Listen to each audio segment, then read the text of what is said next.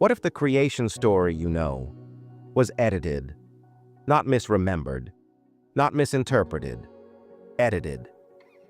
Imagine growing up with a story about your beginning, a story told for generations, printed in sacred books, echoed in prayers, and etched into the very bones of culture. Then one day, you stumble across another version, a version just as old, but tucked far away in the highlands of East Africa. A version with details that feel uncomfortable, powerful, familiar, yet somehow more complete. We live in a world flooded with information, but truth, that's become harder to hold on to.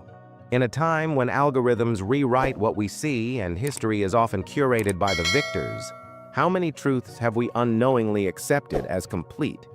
From textbooks to media, entire narratives have been shaped, reshaped, or silenced, all depending on who holds the pen. Now ask yourself, what if the story of creation itself, the first story, the origin of man, of good and evil, of life and consequence, had been altered? There's a book older than most people realize, a Bible preserved not by empires but by monks, passed hand to hand through generations of scribes who didn't answer to Rome or Constantinople. This Bible lives in Ethiopia, and inside its ancient pages, the story of how the world began and why is told in a way the Western world never taught you. This isn't just a different translation. It's not simply a longer manuscript or an added footnote. This is a foundational difference in how humanity's story starts, and it changes everything. The Ethiopian Bible, also called the Ge'ez Bible or the Tanakh and Wengel, holds texts that were excluded from the Western canon.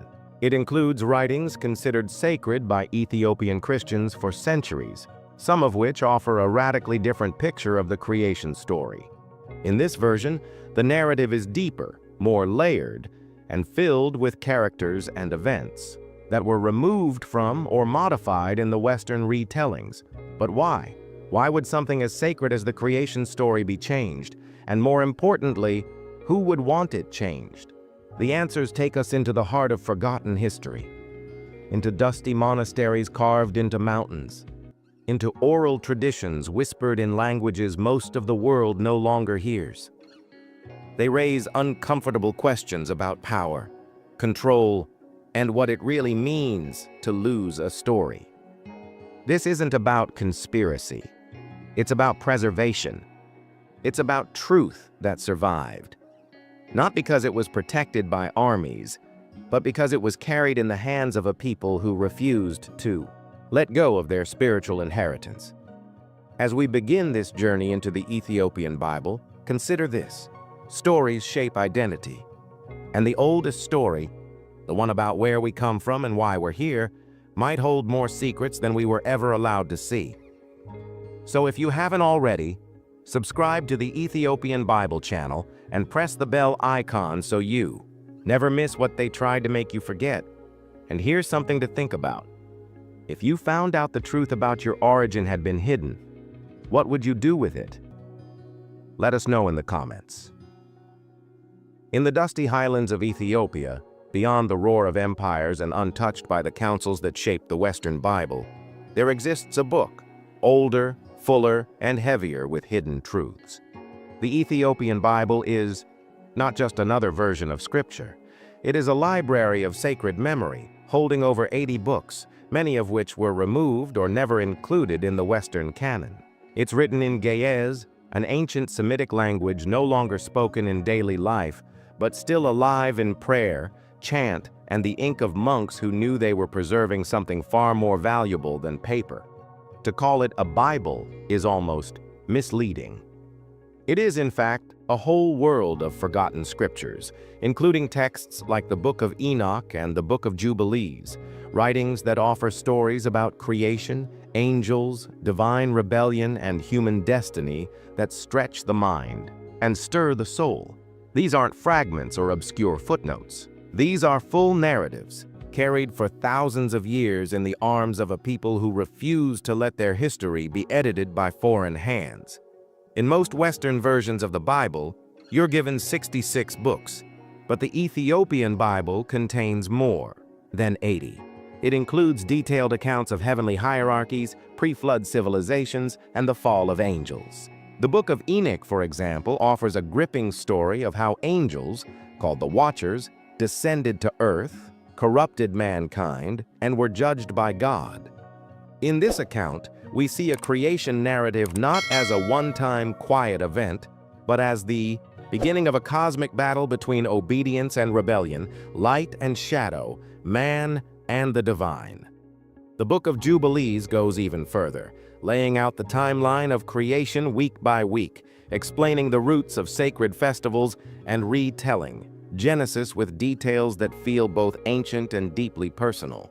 It introduces a system of divine law and order that predates Moses, that stretches back to Adam and Eve's very first steps. These writings don't just add texture, they shift the meaning. They offer a version of creation where the lines between heaven and earth blur, and where the consequences of free will echo across generations. But how did these books survive when so many others vanished? How did Ethiopia preserve such a complete vision of the sacred when other traditions reduced it? The answer isn't found in ivory towers or gold-plated temples. It lies in caves, in stone churches carved straight into the rock, in remote monasteries, where barefoot monks rise before the sun to chant prayers in languages older than Rome. These men, nameless to the world, copied the scriptures by hand for centuries, poring over every line, every dot of ink, as though holding a live flame in their palms. They weren't scholars for applause. They were guardians of something divine. Picture this: a scribe in the mountains of Tigray, bent over parchment in flickering lamplight, knowing that every word he copies could be the difference between truth remembered and truth erased.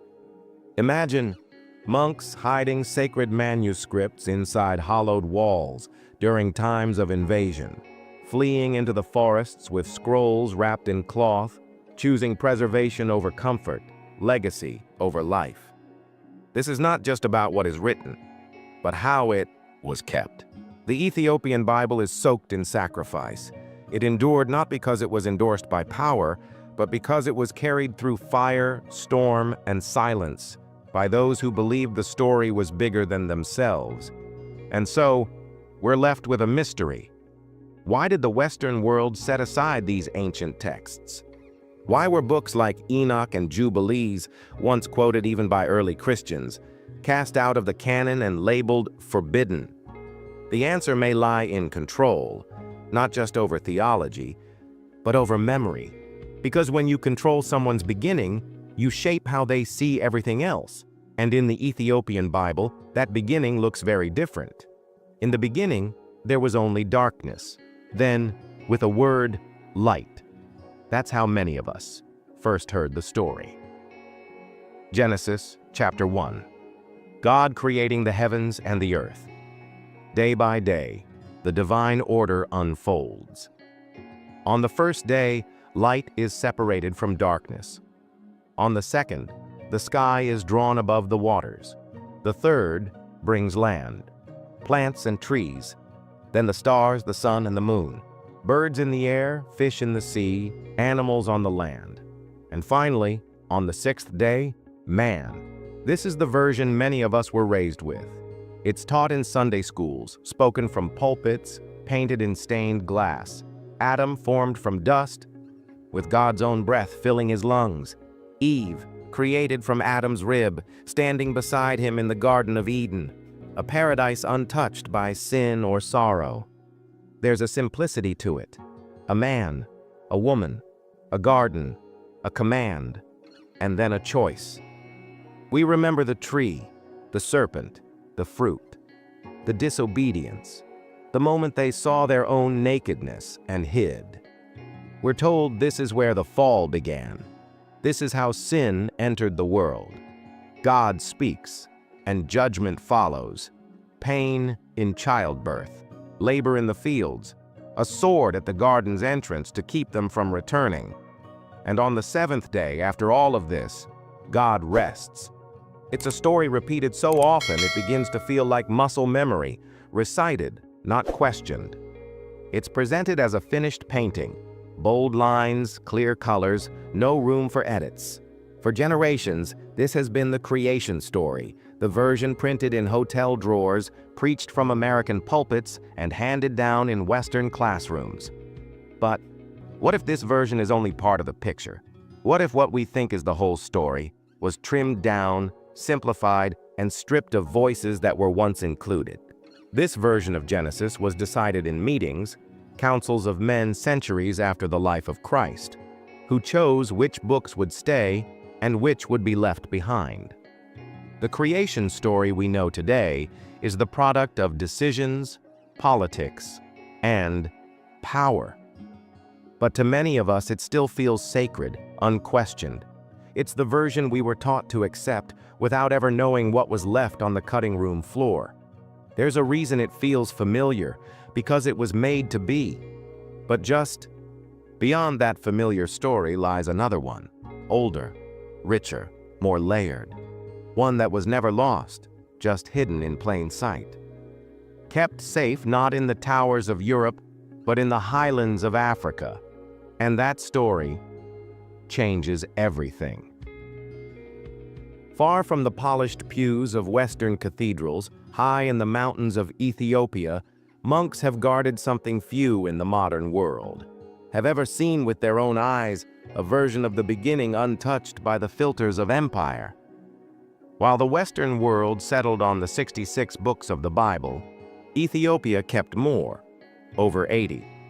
And hidden within these sacred pages are voices that were silenced elsewhere. Texts like the Book of Jubilees and the Book of Enoch, works that stretch the imagination and shake the foundation of what many thought they knew about the origin of everything. In this ancient telling, the creation of the world is not confined to just 6 days and a simple garden. The Book of Jubilees, known in Ethiopia as the Little Genesis, opens the story in harmony with cosmic rhythms and heavenly laws. Here, creation unfolds with a precision that mirrors the movements of stars and seasons. Every act of divine will is set to a calendar of purpose. Time is not just marked by days, but by jubilees, units of 49 years, etched into the fabric of the cosmos.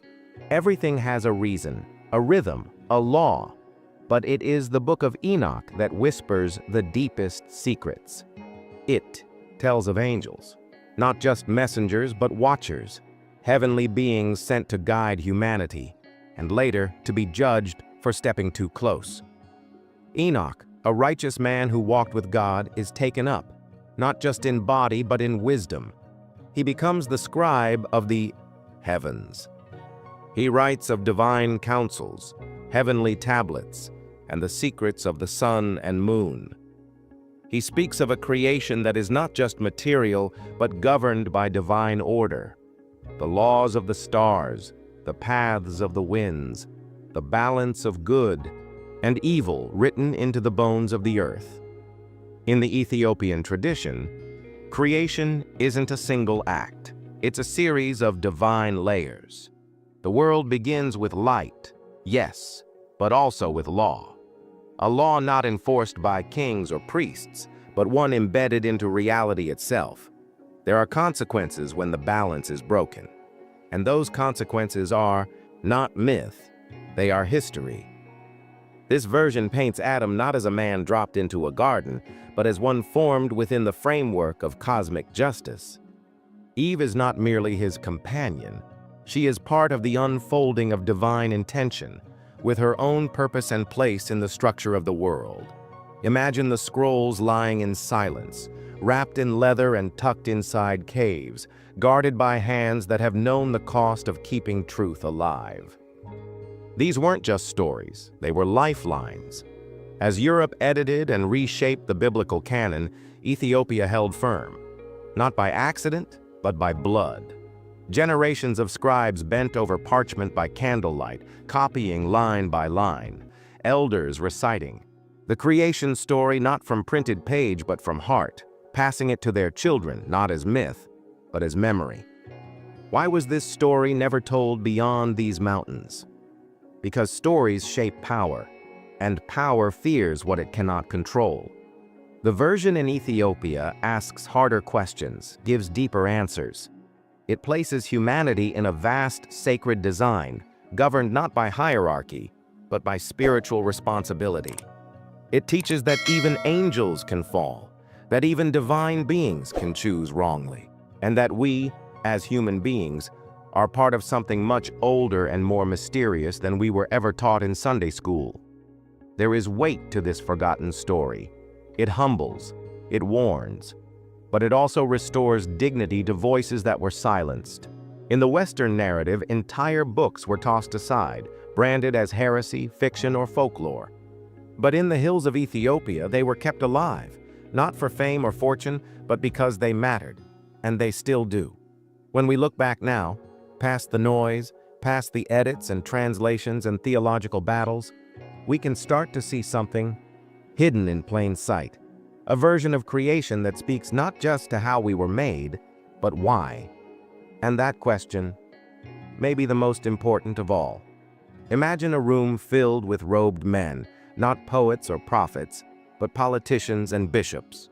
They sit at long stone tables, deciding, line by line, book by book, what the world should be allowed to read as holy. This wasn't the gentle hand of inspiration. It was the firm grip of empire. The formation of the Western biblical canon was not simply a matter of faith, but of authority. Councils like those of Nicaea and Carthage weren't spiritual gatherings alone. They were moments of control, drawing sharp lines between what was allowed and what was forbidden. By the time the Roman Empire embraced Christianity, something shifted. The message of a humble carpenter began to serve the machinery of power. A religion born on the edges of society was now in the hands of emperors, and emperors needed order. They needed unity, and they needed scripture to speak with one voice, a voice that would not question Rome nor suggest truths too wild to tame. So, the books that didn't fit, they were cut.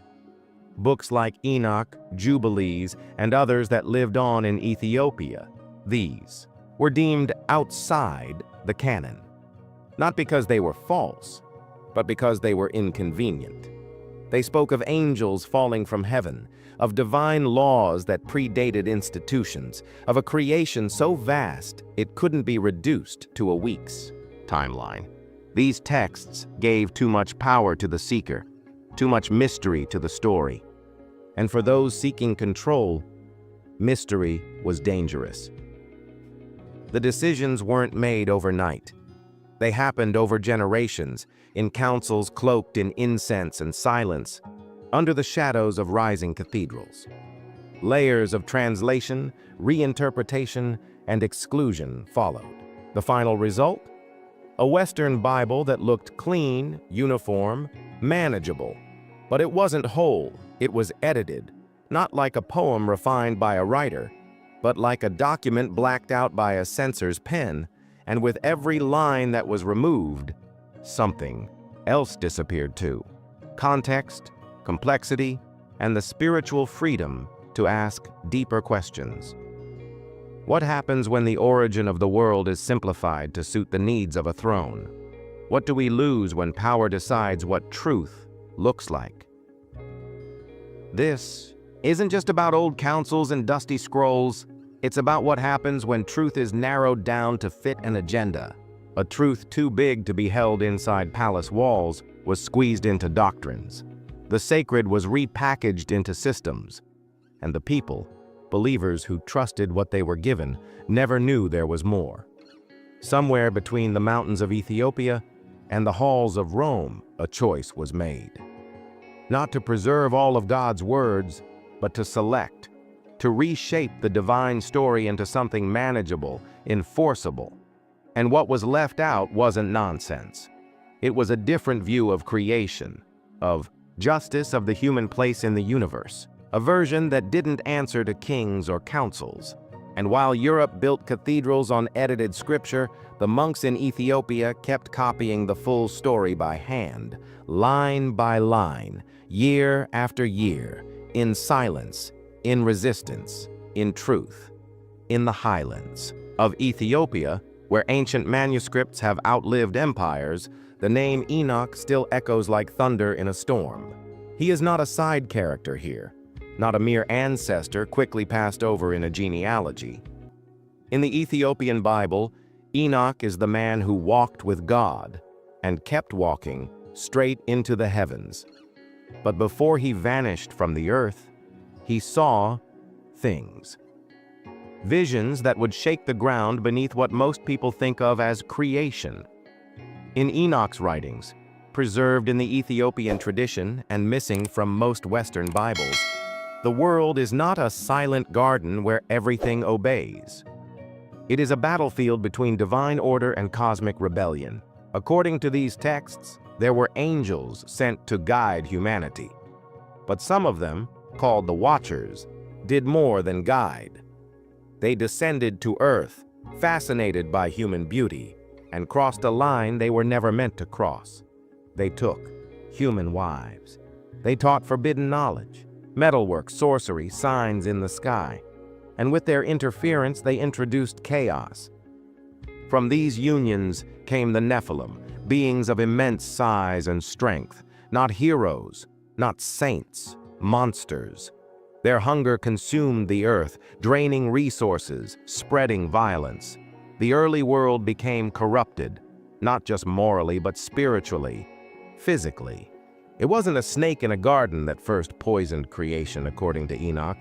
It was a heavenly rebellion that defied the Creator's boundaries. This version of creation wasn't simply idyllic until one couple ate forbidden fruit.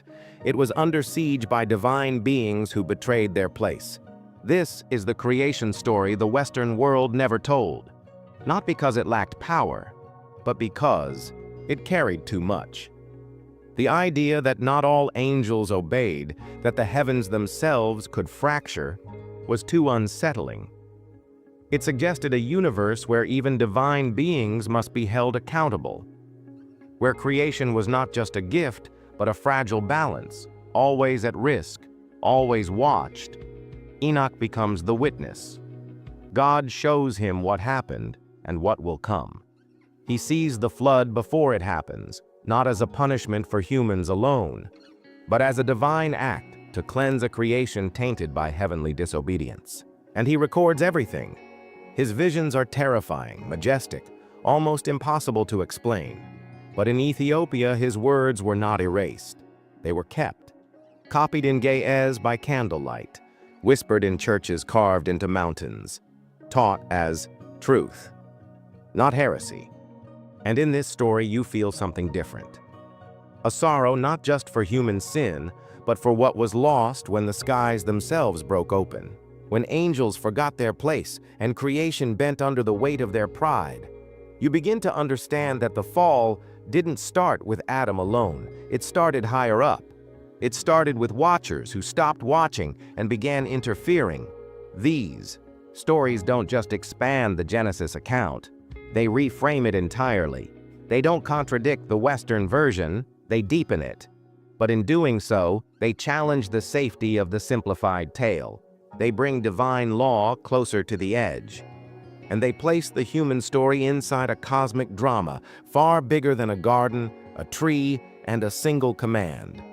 Long before ink touched parchment, before the rise of cathedrals or the printing press, stories about the beginning of time were already living in the breath of elders beneath African skies. In these traditions, creation wasn't just a divine command issued from on high. It was a conversation between the earth, the sky, the waters, and the spirits who walked alongside humanity. While Western texts often present time as a straight line from origin to end, African cosmology moves like a circle, breathing, returning, never truly finished. In many African traditions, especially in Ethiopia, creation isn't something that happened once and was sealed. It continues in cycles of rain and harvest, birth and death, memory and prophecy. The ancestors are never gone. They are present, watching, guiding, speaking through dreams and signs. Creation is a sacred web where everything is connected. The soil is not just dirt, it is memory. The river is not just water, It is wisdom flowing from one generation to the next. Imagine an old man seated by a fire, his eyes reflecting the flames, speaking to the young gathered around him. There are no books in his hands, yet every word he speaks is scripture, not in pages, but in pulse. He tells of the beginning, not from a single verse, but from the movement of stars, the rhythm of drums, the laughter of children, and the cries of birth. The divine is not distant. It is here, in the wind, in the bones, in the silence between each spoken word. The Ethiopian creation story, preserved in texts like Jubilees and Enoch, holds echoes of this worldview. It's not just a spiritual record, it's a reflection of African identity. It speaks of balance, cosmic law, and the importance of remembering. It honors ancestors not as myths, but as pillars of continuity, and it recognizes nature not as something to conquer, but something to live within. The garden, in this telling, is not lost forever. It still breathes, hidden behind the veil of forgetfulness, waiting to be honored again. Where the Western narrative often isolates man as ruler of nature, the African perspective places man as a part of it, a caretaker, a brother to the trees, a listener to the wind. Creation is not a stage where humanity performs. It is a sacred relationship, one that must be respected, renewed, and retold. Through Ethiopia's version of creation, we begin to hear this deeper rhythm, a story that doesn't just tell us where we came from, but reminds us who we still are. For generations, Africa has been spoken about instead of listened to. Its wisdom, its stories, its truths, either ignored, erased, or rewritten by those who came not to learn, but to dominate. During colonial conquests, European powers didn't just take land and labor, they took narratives. They dismissed African spirituality as primitive, buried sacred texts under foreign theology, and silenced voices that remembered too much. Ethiopia, despite never being colonized in the traditional sense, still found itself caught in the shadows. Of this global rewriting, what was once sacred was either destroyed or repackaged. Stories like those in the Book of Enoch and Jubilees, rich with cosmic law, angelic rebellion, and divine order, were labeled apocryphal by Western gatekeepers. The reason wasn't always theological. Often it was political. A truth, too vast, too mysterious, too powerful, could not easily be controlled. And so the African version of creation, with its harmony, ancestors, and divine cycles, was quietly pushed aside. In its place, a simpler version was exported, tightly edited, and easier to manage. This wasn't just about scripture. It was about power, the control of belief, the reshaping of identity, and the cutting of roots. But Ethiopia stood as a witness. Through centuries of invasion, isolation, and global dismissal, it held on to something the world forgot it needed. The oldest Bible, written in an ancient tongue, holding stories the world once knew and chose to forget. Ethiopia didn't lose its story. The world simply stopped listening. So why does it matter? Why revisit stories buried in mountains and monasteries? Because the story we believe about our beginning shapes everything, our purpose, our faith, and our place in this world. If we were told only half the story, then half of us remains misunderstood. But what if the missing pieces were never lost, just hidden? To question the official version isn't rebellion, it's restoration. It's recognizing that our roots run deeper than what we were taught. That creation isn't just a tale from the past, it's a mirror of who we are and who we're becoming. If Ethiopia's sacred texts still whisper truths, then maybe we haven't reached the end of the story at all. Maybe we're just turning the page. So, what if the first story wasn't the full story? What if it was just the one that survived?